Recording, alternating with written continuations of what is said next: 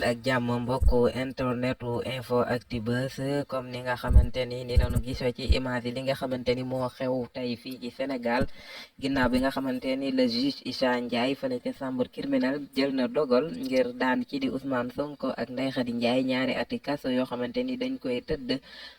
loolee waral ndaw Sénégal dal di amal li nga xamante ni moom moo di ay yëngu-yëngu fépp ci biir réew mi depuis bi nga xamante ni dogal bi wàcc na foofee ca chambre criminelle ba tey ñu gis fu bëree bëri ci réewum Sénégal ay gox yu bëree bëri ndaw ñu jóg di fa commencé yàq rawatina jubal ci li nga xamante ni moo di Total yi ak it li nga xamante ni mooy Auchan yi waaye bokk na ci li ci gën a ràññeeku mooy fële ca université Cheikh Anta Diop bi nga xamante ne ndaw ñi dañ fa amal ay jàmmaarloo yu tar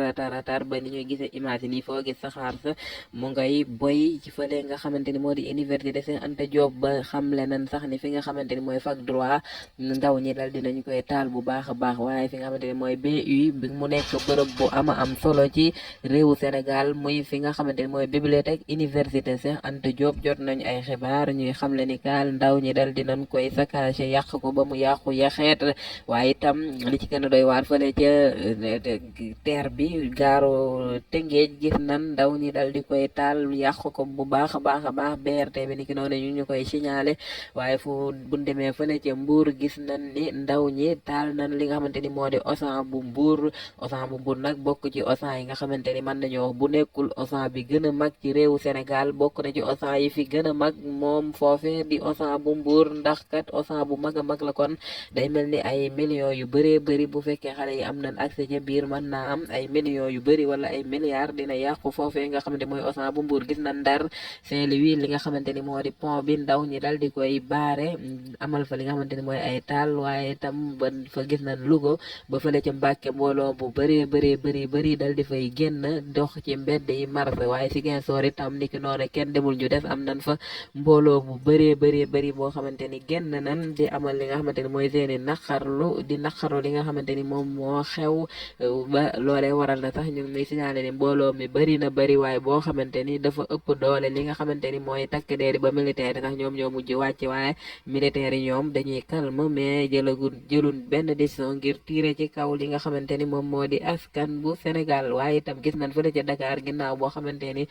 xal ndaw ñi dañoo mel ni lu mu xaw a maîtriser li nga xamante ni mooy grenade lacrymogène yi di xuus ci biir gendarme yi dañoo mujjee di sànnente ak ñoom ay xeer teg li nga xamante ni mooy grenade lacrymogène yi kon mu mel ni daal ndaw ñi dañoo xaw a mel ni lu maîtriser lii di grenade lacrymogène yi loolee waral gendarme yi teg lii di grenade yi dal di jublu ci li nga xamante ni mooy sànnente xeer bi ak ñoom ndax ka ndaw ñi dañuy jël grenade yi nga xamante ni takk der yi ñoo ngi leen koy sànni di ko capté dañ koy jël di ko fubal di leen ko delloo waat mu nekk mbir boo xamante ni mbir bu yéeme na niki noonu ay Total yoo xamante ni taal nañ ko yooyu yëpp nemmiku nañ ko niki tey ji loolu lépp it comme niñ ko waxee ci tàmbali ginnaaw bi nga xamante ni dogalu atte bi génn na juge bi di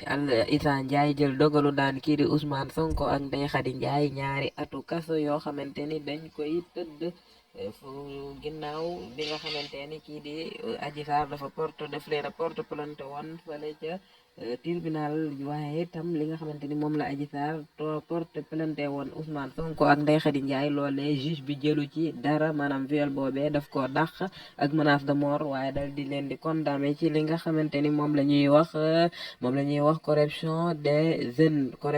jeunes maanaam di ko jox nit xaalis ngir séq ak moom maanaam viol bi daal dafa mel ni li nga xamante ni waraloon na coow ñaari at fii ci réewum Sénégal ñu bari doon xaar ñu ne Ousmane Sonko moom moo def kon day mel ni loolee mujjul am moom Ousmane Sonko seetal nañ ko ci viol waaye li nga xamante ni procureur yokk na ko ci muy